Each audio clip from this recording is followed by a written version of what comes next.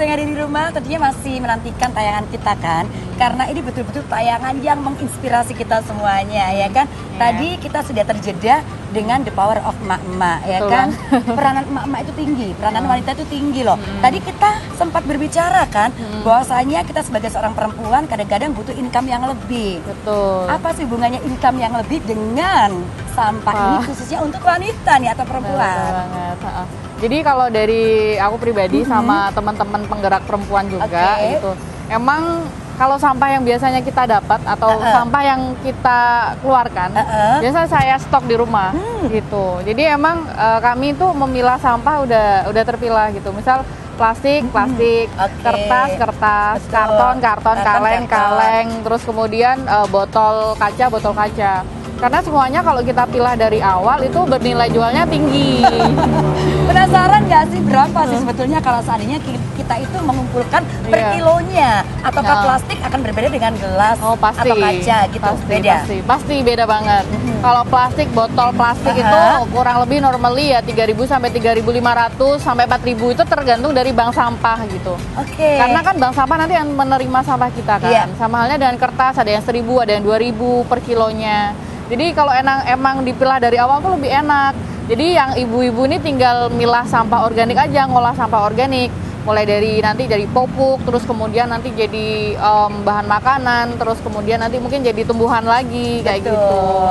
Jadi lumayan banget loh ya pemirsa yang ada di rumah, khususnya ibu-ibu nih ya. Kalau seandainya kan udah banyak tuh beli air mineral, kemudian jangan dibuang, dikumpulin aja ya kan. Kan biasanya kalau lagi jalan gitu, temen udah bawa, ya udah gue ambil deh sampahnya, gue kumpulin. Gitu. 1 kilonya lumayan loh, 3.000, 4.000 sampai 5.000 ya kan, betul. Tergantung dari bank sampahnya sendiri. Nah memang kali ini kita ada di luar gitu kan, seperti pemirsa yang bisa saksikan di belakang kita itu ada tempat sampah. Kadang-kadang para masyarakat awam itu akan bingung, kok ada perbedaan warna, ada yang kuning, ada yang hijau. Sebetulnya ini ada artinya nggak sih? Kalau aku sih pokoknya ada sampah aku buang aja, tanpa aku tahu artinya yang hijau apa, yang kuning apa. Sama loh sama baju aku ya, sama-sama kuningnya. Gimana Lita ini Lita? Jadi kalau standar tempat sampah itu kalau dari Dinas Lingkungan Hidup itu ada standarnya sebenarnya. Tapi ternyata tiap daerah mereka juga punya standar masing-masing. Jadi alangkah baiknya sebenarnya kalau warna itu kan mereka ada pakem, ada warna hijau, kuning, biru, merah gitu. Cuma akhirnya kan digabung juga. Jadi sebelum membuang itu alangkah baiknya emang dilihat tandanya.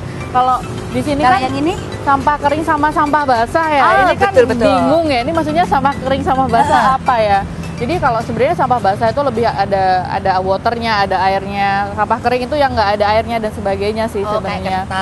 Iya, tapi alangkah baiknya kalau dari saya pribadi ya saran emang jelas mau sampah makanan, mau sampah botol plastik, mau sampah botol kaca, ya jelas gitu. Jadi ya emang biasanya sih emang saya mencoba untuk mengurangi sampah di luar, jadi saya bawa pulang lagi aja sampahnya gitu. Jadi memang setiap daerah itu warna tong sampahnya akan berbeda ya. Tulisannya beda-beda juga. Tulisannya juga beda-beda. Tapi jangan khawatir, semua di tong sampahnya sudah ada tulisan kok. Sampah kering, sampah basah.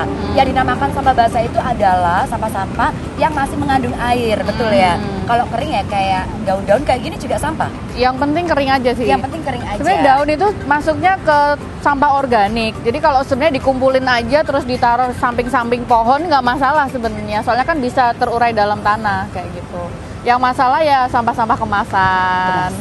Yang susah untuk didaur ulang gitu ya. Betul. Alangkah baiknya dipisahkan kayak gitu. Alangkah baiknya dipisahkan ya kan, dan tentunya bisa menjadikan uang untuk kita. Betul banget. Jangan anggap sampah ya, udah nggak akan ada nilainya. Jangan salah, 1 kilonya 3.000 loh ya. Nah lumayan banget. Selama ini pernah berkolaborasi dengan para perempuan nggak sih di dalam lingkungan itu sendiri? Kemudian kalau memang pernah berkolaborasi, ada nggak sih tantangan untuk kamu berkolaborasi dengan para perempuan? Kalau berkolaborasi sama perempuan itu sering juga, sama lawan jenis yang laki-laki juga sering juga gitu. Jadi sebenarnya antara perempuan atau laki-laki hampir sama sih tantangannya kalau misal kita masuknya ke level edukasi ya. Jadi levelnya lebih ke awareness atau pola pikir atau gaya hidup atau behavior lah, pokoknya yang serba pola pikir lah gitu. Jadi kesulitannya lebih ke itu. Tapi biasanya itu kalau kami sih pakai rumus. biasanya kalau sama bapak-bapak, mbak-mbak yang maju gitu. Terus kemudian kalau sama ibu-ibu, mas-mas gitu yang maju. Mas yang maju, iya betul ya. Ya, itu sih kita selalu strategi kayak gitu. Soalnya biasanya dengan berlawanan jenis itu biasanya lebih nyaman, lebih sih. mengena juga. Ya, betul, ya kan? kayak betul. gitu. Dan ibu-ibu tuh biasanya kebanyakan curhat ya sambil curhat masalah rumah tangga gitu. Kalau yang masih jomblo juga curhatnya sama sesama jomblo gimana biar dapat jodoh kayak gitu.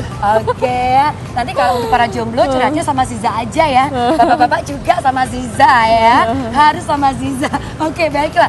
Sesaat lagi kita akan hadir kembali ya. Jangan kemana-mana, kalau mau nyamil boleh, tapi tetap stay di SBO untuk isu reality.